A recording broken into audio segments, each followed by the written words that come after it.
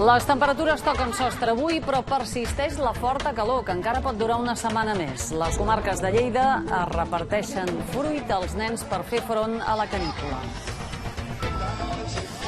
Doncs alguns d'aquests grups de nens que fan estades d'estiu s'estan a poblacions del Pla de Lleida, el que podríem dir que aquests dies és el forn central de Catalunya. Ahir van tornar a fregar els 40 graus i avui 3 a Macià repeteixen.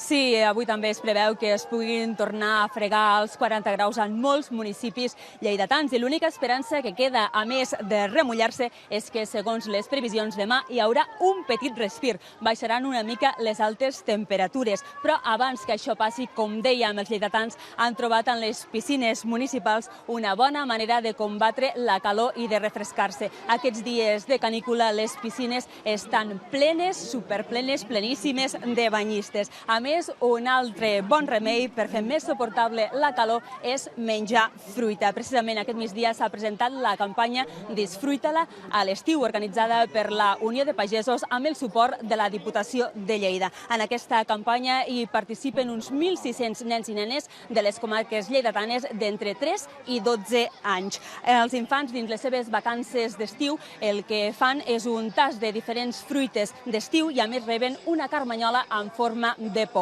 L'objectiu, com els dèiem, és fomentar-ne el consum entre els més petits, però també promoure els seus efectes refrescants. A l'estiu ben fresqueta, o inclús amb suc o liquada, també pot acabar sent una bona beguda refrescant, a més d'un bon aliment i un bon hàbit de consum de fruita transformada, per dir d'alguna manera. Millorem el nostre aspecte en el que fa referència a l'àmbit personal de la salut i tot el que representa el consum de la fruita. En menjo cada dia perquè l'estiu fa refrescar més.